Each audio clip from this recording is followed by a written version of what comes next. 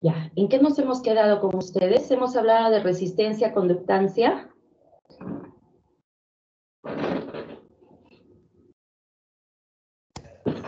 Sí, doctora. Nos Sí. quedamos en la parte de tierra a tierra. A ver, aquí, en contacto a tierra, cable a tierra. Sí, doctora. Ya. ¿Alguien me puede decir cuál es el objetivo del cable a tierra? ¿Cuál es la importancia que tiene ese cable a tierra?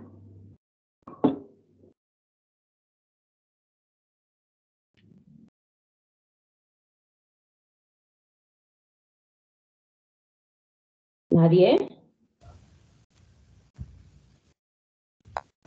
Proporciona una ruta segura para que no hayan rutas no deseadas o para evitar daños.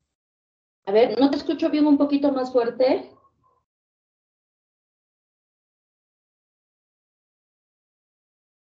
Es una conexión, la conexión a tierra proporciona una ruta segura para que para que no hayan rutas no deseadas en el flujo. Ya, ya, está bien. Bien, dijimos que el cable a tierra es importante, ¿no? Porque cuando un aparato funciona con corriente eléctrica, va a haber un voltaje que no es utilizado y un voltaje que quedaría como que en la superficie,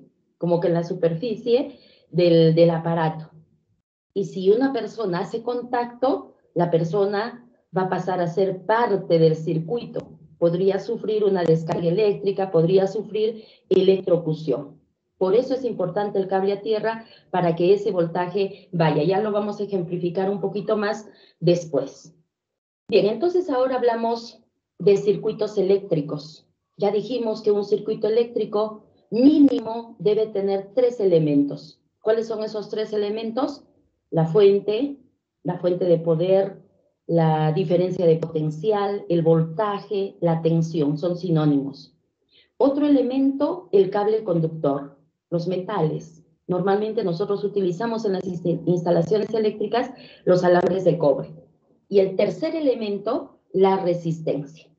También les había dicho que si no hay una resistencia y estamos juntando el polo positivo con el negativo solo a través de un conductor, entonces se produce un cortocircuito. Necesitamos de todas maneras la presencia de una resistencia. Cuando hablamos de los circuitos eléctricos pueden estar dispuestos en serie o en paralelo. ¿Cuándo están en serie? En serie cuando un elemento está a continuación de otro. En este caso, en un circuito en serie, hay dependencia de los elementos. Hay dependencia. Porque si retiramos la pilita de aquí del centro, ¿va a seguir funcionando el circuito? Ya no. Ya no. Entonces, un elemento es dependiente del otro. En paralelo, es como que un elemento está frente al otro, uno paralelo al otro. Y entonces, para que estos funcionen, tiene que haber un elemento que los una a los tres. Miren, esto de aquí, esta placa, que debe ser una placa metálica, está uniendo a las 3 pilas. Esta de aquí también está uniendo a las 3 pilas. Entonces, ¿qué pasa si yo retiro una pila? Si yo retiro una, las otras siguen unidas a través de esta placa. Entonces, en este caso, cada elemento es independiente del otro. Veamos aquí en el esquema, circuito en serie. Aquí este símbolo, ya saben ustedes que representa la fuente de poder, ¿no? A la diferencia de potencial. Una línea frente a la otra en forma paralela, una más larga, otra más corta, porque representa el polo positivo y el polo negativo. Aquí tenemos el cable conductor, resistencia 1, imaginemos que sea un foco, cable conductor, resistencia 2, otro foco, cable conductor, resistencia 3, otro foco. Miren, están uno a continuación del otro. Es un circuito en serie. Entonces, ¿qué pasaría si este foco, esta resistencia 2, se quema o retiramos esta resistencia, ¿qué es lo que pasaría? El circuito se va a cortar. Ya no va a haber continuidad del flujo de electrones, se corta, porque un elemento es dependiente del otro elemento. ¿De acuerdo? Entonces, ese es el problema que tendría un circuito en serie. Estos circuitos tienen características, ¿no? Que las podemos hablar en fórmulas. Para calcular la resistencia total, sumamos simplemente las resistencias parciales, ¿no? R1 más R2 más R3. El voltaje total, este voltaje total se distribuye en cada una de las resistencias, de tal forma que sumamos los voltajes. La intensidad, recuerden que la intensidad es el número de cargas que pasan por un punto en un segundo. Entonces, si todos están en línea, va a ser el mismo número de cargas que pasa por cada punto. Por eso decimos intensidad es igual en cualquier punto, ¿no? Es igual en 1, que en 2, que en 3. Y la conductancia es el inverso de la resistencia, ¿no? Yo no les voy a preguntar sobre esto, pero ustedes lo deben recordar. En colegio se hace bastante también este tema, ¿no? Entonces, yo no les voy a pedir cálculos tampoco al respecto.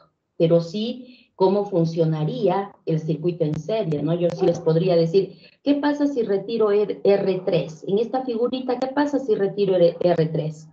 Entonces tendrán que reconocer que es un circuito en serie y que si yo retiro R3, nada va a funcionar, porque las resistencias tienen dependencia una con otra. En un circuito en paralelo, dijimos que uno está frente al otro, R1 frente a R2 frente a R3, y los tres están unidos por un sistema, miren, unidos.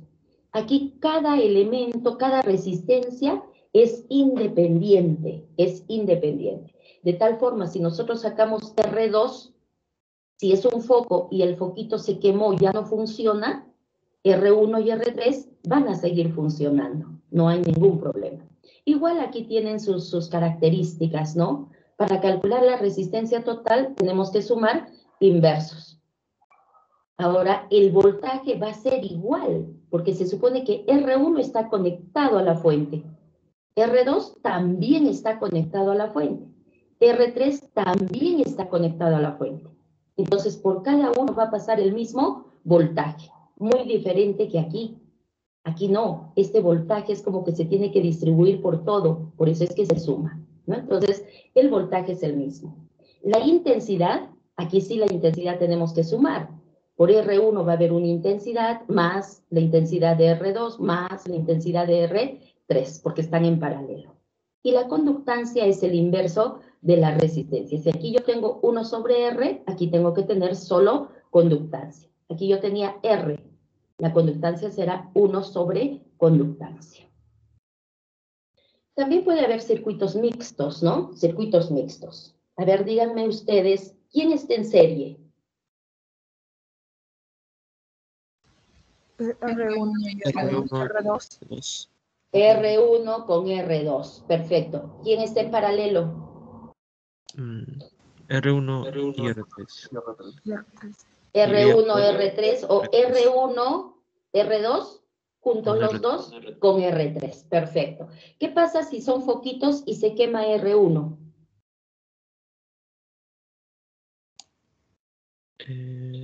Sigue funcionando el R3 y el R2. Excelente, ¿no? El R2 no funciona. El R2 no funciona, pero sigue funcionando R3, perfecto. ¿Y qué pasa si se quema R3? Sigue funcionando R1 y R2. Sigue funcionando R1. Perfecto, perfecto. ¿Y cómo están dispuestos los circuitos en nuestros domicilios? ¿En serie o en paralelo? Paralelo. Paralelo. Paralelo, ¿verdad? ¿Qué pasaría si estuviesen en serie? Uno se quema y todo se corta. Perfecto. Desenchufamos el refrigerador y ya nada funcionaría, ¿verdad? Ya nada funcionaría. Eso sería en serie, ¿no? Entonces, están en paralelo. Tipos de corriente eléctrica. Existen dos tipos de corriente. La corriente continua y la corriente alterna. ¿Cuándo decimos que es corriente continua? Es corriente continua cuando el flujo de electrones sigue una sola dirección. Vean la figurita, el flujo de electrones está yendo de izquierda a derecha, solamente en una sola dirección. Por ejemplo, una pila tiene corriente continua, polo positivo, polo negativo. Si nosotros conectamos aquí un circuito, los electrones se van a poner en movimiento hacia el polo positivo. Va a llegar un momento en que estos electrones se van a acabar. Van en una sola dirección, se van a agotar. Y es por eso que la pila ya no nos va a servir. Se agotó la pila, tenemos que cambiar otra pila. ¿De acuerdo? Esa es corriente continua. Si nosotros graficamos en el plano cartesiano, aquí tendríamos tiempo en este eje y en este eje voltaje. Tendríamos que graficar una línea recta. ¿De acuerdo? Una línea recta. ¿Qué significa? Que el voltaje se va a mantener constante a través del tiempo, pero solamente hasta que tengamos estas cargas negativas que se van a mover hacia el lado positivo. Se agotaron y tenemos que cambiar de pila. Eso es corriente continua. ¿Qué pasa con la corriente alterna? La corriente alterna va en una dirección y luego en la otra dirección. Es como decir, va de izquierda a derecha y luego de derecha a izquierda. La corriente alterna va cambiando de polaridad a través del tiempo. Observen el gráfico. Tiempo-voltaje. Si se comienzan a poner en movimiento los electrones aquí en este punto, en el punto de origen del plano cartesiano, entonces se comienzan a poner en movimiento, alcanzan un voltaje positivo, regresan a la línea base, disminuyen hasta un voltaje negativo, que aquí es 220 positivo, aquí va a ser 220 negativo. Vuelve a subir a positivo, vuelve a bajar a negativo. Entonces, se van graficando crestas, valles. Se va graficando ciclos. Onda positiva, onda negativa, un ciclo. Ya eso lo conocemos. Y estos ciclos se van a repetir a través del tiempo. Si nosotros comenzamos a contar estos ciclos, ¿cuántos se producen en un segundo? Estamos hablando de frecuencia, de hertz. ¿De acuerdo? Entonces, esto es la corriente alterna. Va cambiando de polaridad.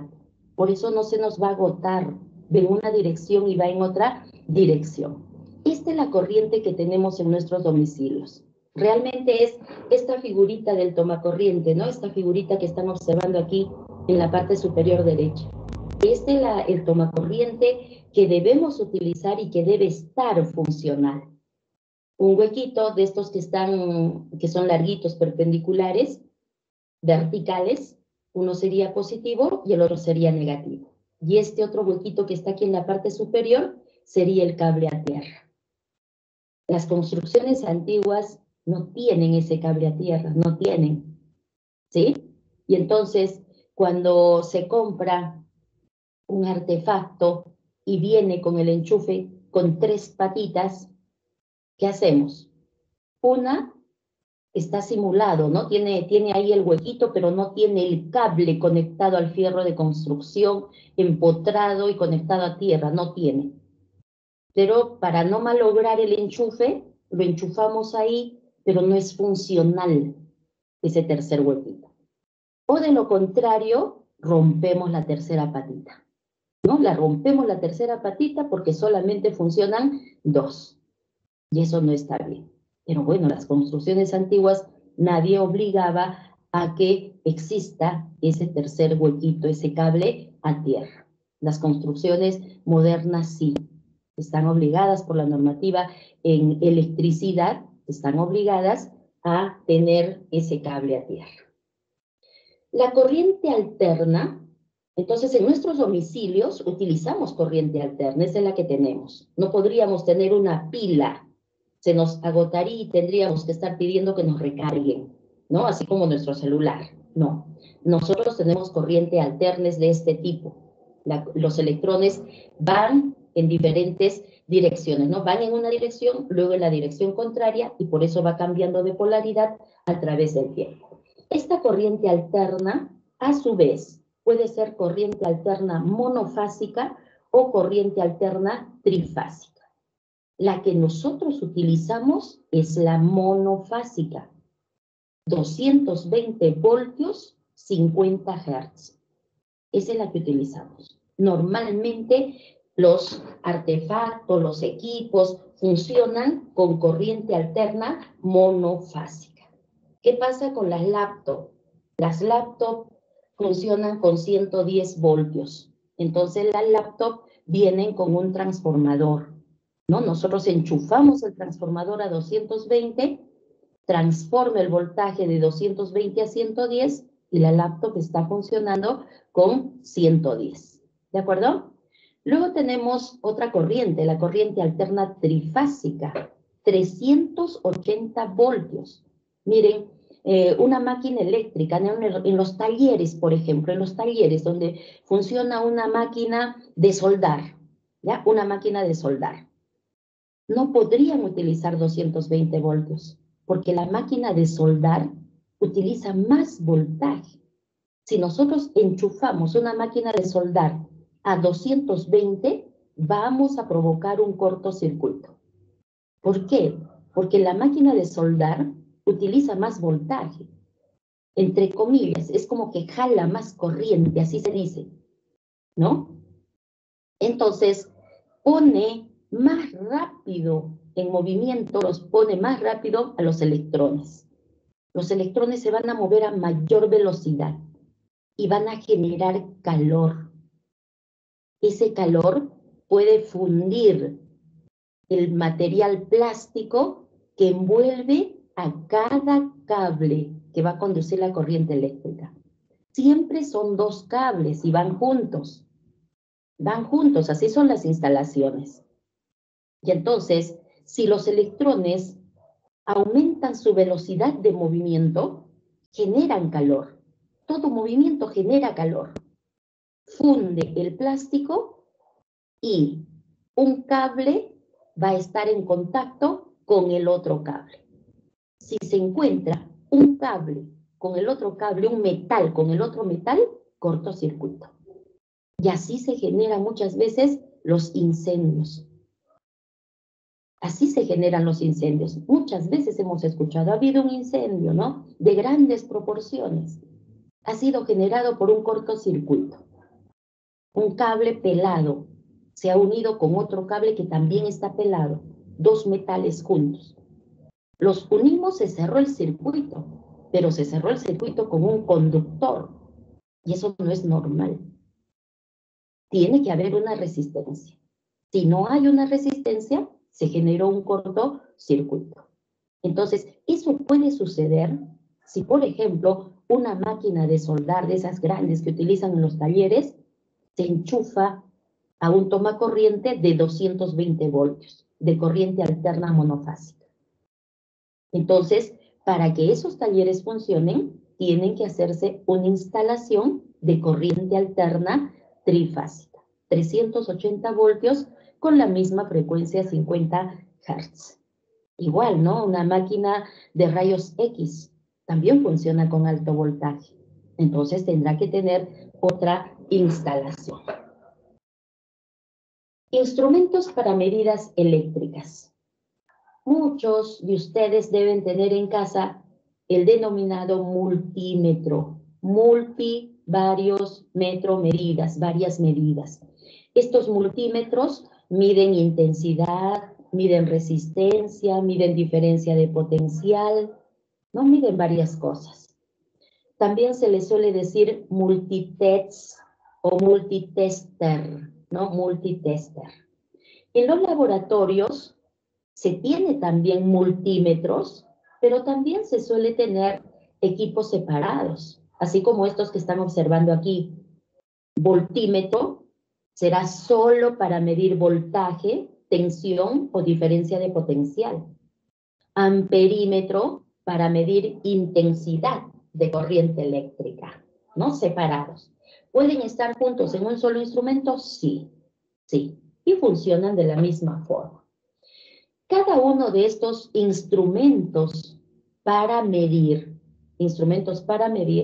igual van a tener dos cables. Por convencionalidad internacional, se suele utilizar el rojo y el negro. El rojo indica polo positivo y el negro indica polo negativo. 2. Si nosotros queremos medir cuánto de voltaje tiene una pila o tiene una batería, en este caso, miren, la batería, yo quiero medir qué diferencia de potencial, qué voltaje, qué tensión tiene esta batería. La batería también saben ustedes que tiene un polo negativo separado del polo positivo. Entonces, el cablecito rojo positivo lo pongo en el polo positivo, el negro negativo lo pongo en el polo negativo. La batería, observen aquí por favor, es como que está frente al voltímetro. Entonces, para medir diferencia de potencial, la instalación se tiene que hacer en paralelo, uno frente al otro. Igual, si nosotros queremos medir la diferencia de potencial, el voltaje de los tomacorrientes que tenemos en casa, agarramos el voltímetro, un cable en un huequito y el otro cable al otro huequito. Y aquí nos va a dar la lectura. Y lógico, nos debe dar una lectura de 220 voltios. El amperímetro. El amperímetro servirá para medir la intensidad de corriente eléctrica. Y recuerden que la intensidad es contar el número de cargas que pasan por un determinado punto. Aquí yo no tengo circuito, aquí no hay circuito, pero para medir la intensidad sí tiene que haber un circuito, porque para medir la intensidad tenemos que tener los electrones en movimiento y entonces hay que armar un circuito. Por ejemplo, aquí la pila, un cablecito, el foco y otro cablecito. Ahí está el circuito básico. Es como que cortamos el cable y ahí ponemos el amperímetro. Un cable del amperímetro en un extremo y el otro en el otro extremo. Ahora el amperímetro ha pasado a ser parte del circuito. Este foco tiene que estar prendido y mientras esté prendido, nosotros vamos a tener la seguridad de que los electrones se están moviendo. Entonces, cada que los electrones pasen por el amperímetro, él los va a contar. Él va a contar cuántos electrones están pasando o cuántas cargas están pasando por el amperímetro. Y nos va a dar un valor, nos va a dar una lectura que nosotros podemos hacer. Entonces, para medir la intensidad de corriente eléctrica, tenemos que tener un circuito eléctrico. ¿En serie o en paralelo? ¿En serie? Serie. En serie, perfecto, en serie. Excelente, muy bien. Y para medir la diferencia de potencial, ahí sí tenemos en paralelo. Efectos de la electricidad en función de la intensidad. Esto es importante que lo tomemos en cuenta porque todas las personas siempre van a estar utilizando instrumentos, ¿no? Artefactos, aparatos que funcionan con corriente eléctrica, ¿no? Siempre. Los médicos en el hospital van a manejar muchos equipos que funcionan con corriente eléctrica. No hay que tenerle miedo, hay que leer. Todos los aparatos, artefactos, todos tienen especificaciones en algún lado del aparato. Generalmente está en la base, en la parte posterior. Ahí dice con qué voltaje funciona y también qué intensidad de corriente se está generando. Siempre, ¿de acuerdo? Entonces, no vaya a ser, y eso ha ocurrido muchas veces, ¿no? Sin conocimiento, enchufan un instrumento nuevo, lo enchufan, sin haber leído. Puede que el aparato funcione con 110 y lo enchufaron a 220. No se dieron cuenta que tenía que utilizar un transformador, no leyeron. Y lo quemaron el aparato. ¿De acuerdo? Entonces, hay que leer. Todas esas especificaciones están. Y ahora creo que las entendemos mucho más al revisar estos temas. Y entonces, cuando se habla de intensidad de corriente, estamos diciendo cargas que pasan por un determinado punto en la unidad de tiempo, en segundo. Coulomb segundo es amperios. Pero hablar de amperios para nuestro organismo es una magnitud muy grande. Para nuestro organismo hablamos del orden de miliamperios. Miliamperios. ¿De acuerdo? Entonces, aquí tenemos en la primera fila de 1 a 3 miliamperios. Percepción. Si una persona está en contacto con corriente eléctrica que genera esta intensidad de 1 a 3 miliamperios, pues la persona solo va a poder percibir la corriente. ¿Y cómo es que la percibe? Porque siente un cosquilleo. Siente un cosquilleo en la zona en donde está haciendo contacto con la corriente eléctrica. ¿Es dañino? No, no es dañino. Tal vez alguno de ustedes ha hecho lo siguiente, ¿no? Una pila y pone la punta de la lengua en un extremo de la pila. Ahí solamente está percibiendo, ¿no? No hay daño. De 3 a 10 miliamperios. La siguiente, por favor. De 3 a 10 miliamperios. Electrificación. El paso de la corriente produce contracciones involuntarias de los músculos y podría producir pequeñas alteraciones del sistema respiratorio. Miren, ¿qué significa? Por ejemplo, yo les digo el dedo pulgar. Si ustedes quieren, lo tienen quieto. O si quieren, lo flexionan, lo extienden y etcétera. Pero eso es por decisión de ustedes. Pero ¿qué pasa si ahora el dedo pulgar estuviese en contacto con corriente que genere esta intensidad de 3 a 10 miliamperios? Él solito se va a flexionar y extender. Y ustedes no van a poder evitarlo, porque ahora los músculos de ese dedo están siendo estimulados por esa intensidad de corriente. Y ustedes ya no podrían tomar decisión. Hasta ahí todavía no provoca daño. ¿De acuerdo? Pero a partir de 10 miliamperios ya hay que tener cuidado. Ese dato sí se lo aprenden de memoria. 10 miliamperios en su cabeza. Tengo que tener mucho cuidado a partir de 10 miliamperios. ¿Por qué? Porque de 10 a 15 miliamperios se produce tetanización. ¿Qué significa tetanización? Que la corriente eléctrica va a producir contracciones musculares y estas van a ser permanentes. Se ha contraído el músculo y se queda contraído. Y entonces, cuando nosotros agarramos algo, por ejemplo, cogemos algo, es porque ha habido contracción de los músculos. Para soltar eso que hemos agarrado, se tienen que relajar los músculos.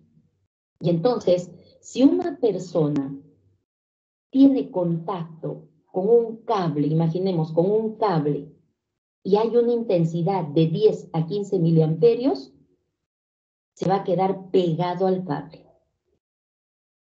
Y la persona puede sufrir ya efectos peligrosos de electrocución. Y nosotros la podemos ver y le decimos, suelte el cable. Pero ella no va a poder soltar. ¿Por qué? Porque ya hay tetanización. Porque el músculo se ha contraído y se queda contraído. No puede relajar, no le puede dar la orden a su músculo de que haga relajación. Por eso a partir de 10 miliamperios ya es peligroso. De 15 a 25 miliamperios, paro respiratorio. Más intensidad. Ya no va a estar la corriente solo en los músculos de las extremidades. Ahora avanza más, ya llega a los músculos respiratorios. No van a funcionar, se quedan contraídos. De 25 a 30 miliamperios, asfixia. Otro dato que deben aprender es 30 miliamperios. ¿Por qué 30 miliamperios? Porque a partir de esa intensidad se puede producir fibrilación ventricular. Ahora la corriente llega al corazón y el corazón se queda contraído. Y puede sobrevenir la muerte. ¿De acuerdo? Entonces, es importante considerar esta información y esos dos valores. 10 miliamperios, porque a partir de 10 miliamperios, tetanización. Las personas se pueden quedar pegadas a la corriente eléctrica. Y si se quedan pegadas, las personas van a ser parte del circuito. Y va a depender, pues, de la magnitud de cargas para que la persona sufra daño y que esos daños pueden ser muy graves. ¿De acuerdo? Y ahora, ¿cómo le damos los primeros auxilios? No es que nosotros vayamos y con nuestras manos la retiremos a la persona, porque ya por la persona están pasando cargas eléctricas. Para poderla retirar, tendríamos que utilizar una madera, un material aislante. Y el otro dato que siempre lo debemos recordar es 30 miliamperios. Fibrilación ventricular. Pero no solamente debemos tener cuidado con la intensidad, sino también con el voltaje, con la tensión, con la diferencia de potencial. Y entonces en esta diapositiva tenemos límites de aproximación a partes energizadas de equipos. Cuando a veces estamos caminando por algunos lugares, ¿no? Vemos este simbolito. Este simbolito nos indica descarga eléctrica, ¿no? Es peligroso. Cuando veamos este simbolito, es mejor alejarnos. Es mejor alejarnos. Es un símbolo de prevención. Entonces, ¿qué es lo que ocurre? Dependiendo de la intensidad que tenga, mejor, dependiendo de la magnitud del voltaje, mejor esto, ¿ya? Dependiendo de la magnitud del voltaje, es que nosotros debemos estar a determinada distancia de ese artefacto, instrumento, torre, etcétera, que tiene corriente eléctrica. ¿Por qué? Porque dependiendo de ese voltaje se genera un campo eléctrico. No vayamos a pensar que la corriente está en forma puntual en un solo lado, no. Esa corriente genera un radio y en ese radio va a haber el mismo voltaje. Por eso dice límite de aproximación a partes energizadas de equipos. No les digo que se aprendan de memoria esto, solo se van a aprender de memoria un valor, y ese valor es 50 voltios. Hasta 50 voltios no tendremos problemas. En el laboratorio sabemos jugar, entre comillas, con corriente eléctrica, pero ¿con qué voltaje? 3 voltios. No nos hace nada, nada. Ni siquiera sentimos el cosquilleo en los dedos cuando cogemos 3 voltios. Hasta 50 voltios. De 51 voltios a 300 voltios. La primera fila, por favor. De 51 a 300 es mejor evitar el contacto. Es como decir, tenemos corriente eléctrica en los tomacorrientes. Es de 220 voltios. Nosotros podemos poner la mano sobre el tomacorriente y es como que nuestra mano estaría uniendo la carga negativa con la positiva.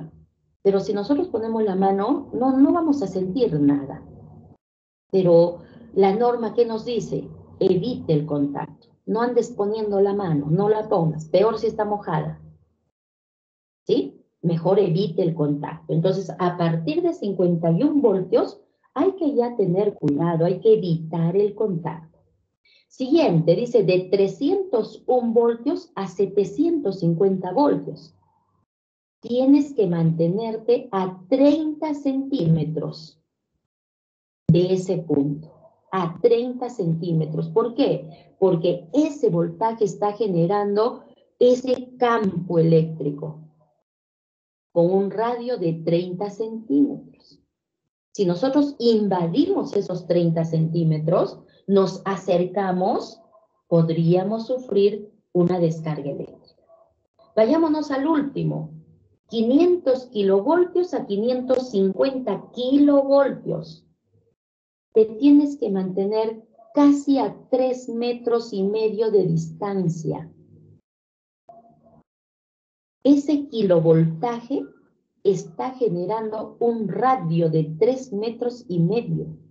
Si nosotros invadimos ese espacio, vamos a poder sufrir una descarga eléctrica o un problema de electrocución. Esto corresponde pues a las torres de alta tensión, ¿no? Ya les hablé de las torres de alta tensión, no son abundantes en la ciudad. Puede haber una cercana a la ciudad, que es la que está entrando la corriente eléctrica a la ciudad, pero esas torres, la normativa legal dice que deben tener un muro de concreto a 3,5 metros de distancia. A 3,5 metros de distancia. ¿Para qué? Para evitar que las personas puedan acercarse a las torres, ¿no? Para evitar que las personas puedan acercarse a las torres. Entonces, hay que considerar. En este caso, les digo, apréndanse el valor de 50 voltios. 50 voltios es el límite. De 50 para abajo no hay problema. De 50 para arriba sí hay que tener cuidado con la aproximación. Mejor ni acercarse. Nuestro organismo ofrece resistencia al ingreso de la corriente eléctrica. Ofrece resistencia. Pero nuestro organismo no tiene todo el tiempo el mismo valor de resistencia. Y muchas veces, si comparamos una zona con otra, los valores de resistencia son muy diferentes. Por ejemplo, ahí en la figurita tienen, ¿no? Resistencia oreja a oreja. Si miden la resistencia, no ponen un cablecito en una oreja y otro cablecito en otra oreja y miden la resistencia, 100 ohmios en una persona. En otra persona podría ser diferente. La resistencia cambia si se trata de piel seca o si se trata de piel mojada. Miren la diferencia, ¿no? Miren la diferencia, es bastante grande, ¿no? Aquí decimos de piel seca es de 1 millón a 6 millones de ohmios. Resistencia de piel mojada, 1000 ohms. Miren cuánto disminuye. Por eso es peligroso coger algo con la mano mojada. No digamos, ya saben ustedes que todos los materiales siempre tienen, todo lo artefacto que funciona con corriente eléctrica, siempre tiene un material aislante. El enchufe no es de metal, es de plástico. Solo las patitas son de metal, que estarían conectadas con los cables. ¿De acuerdo? Pero nosotros podemos decir, ah, no, mi mano está mojada, me da flojera secarme, igual agarro el enchufe. ¿Y qué pasa si el agua corre y llega al metal? Ya hicimos conexión. Entonces hay que tener cuidado. La humedad del agua disminuye mucho la resistencia de nuestro organismo. Recuerden que resistencia es la oposición al flujo de electrones. Entonces nuestro organismo se opone también, pero depende de los momentos. Depende de los momentos. Los valores de resistencia también podrían cambiar de momento a momento. Tendrán un valor de resistencia antes de bañarse, otro valor de resistencia después de bañarse. Un valor de resistencia antes de echarse una crema humectante, otro valor después de la crema humectante. Tendrán un valor de resistencia si están serenos, súper tranquilos, otro valor de resistencia si es que se ponen nerviosos. ¿De acuerdo? Entonces, los valores van a ir cambiando, los valores de resistencia van a ir cambiando. Para nuestro organismo, vamos a tener un factor que se llama factor de corriente del corazón. Este factor de corriente del corazón va a ir cambiando dependiendo de cómo la persona podría tener contacto con la corriente eléctrica. ¿Ya? Cómo la persona va a tener contacto con la corriente eléctrica. Entonces observen. Esta persona, por ejemplo, tiene la primera, tiene un factor de corriente del corazón de 1,5, porque está tocando la corriente eléctrica con la mano izquierda. Y lógico que va a depender del voltaje, va a depender de la intensidad, y esta corriente está llegando al corazón. Este es el mayor valor de factor de corriente del corazón. Esta otra persona está tocando la corriente con la mano derecha, como que hay más recorrido para que llegue al corazón. El factor baja. Esta persona tiene 1. ¿Por qué? No pasa por el corazón, pasará por las cercanías. Está tocando con la mano izquierda y la corriente está saliendo por los 2 pies. Esta persona está tocando con las 2 manos, la corriente sale por los 2 pies. También pasa por las cercanías del corazón. Y así. No pretendemos aprendernos esto tampoco de memoria, pero sí debemos entender que va a depender de las condiciones que tiene ese momento la persona cuando está tocando la corriente eléctrica. Por ejemplo, yo les digo, con la mano derecha estoy tocando una estructura de metal y con la mano izquierda voy a tener contacto con la corriente eléctrica. Entonces la corriente eléctrica va a ir de mano izquierda a mano derecha. ¿Por qué? Porque con la mano derecha estamos tocando una estructura metálica. El metal es buen conductor. Hacia ese lado se va a dirigir. ¿De acuerdo? Pero este valor es importante para poder calcular la intensidad de corriente que estaría pasando por la persona. La intensidad de corriente que estaría pasando por la persona. Y aquí está el ejemplo. Vamos a tener un motor que funciona con 220 voltios. Pero en la función de este motor, deja libre 120 voltios. Si este motor tiene conexión a tierra, estos 150 voltios se van a tierra. Pero si no tiene conexión a tierra, ¿qué va a suceder? Viene una persona, toca el motor y ahora la persona es la que hace de cable a tierra. Entonces la corriente entra por su mano derecha y va a salir por los 2 pies. ¿Qué tan peligroso es esto? Eso lo estudiamos mañana. ¿De acuerdo? Aquí nos quedaremos hasta mañana. Hasta luego.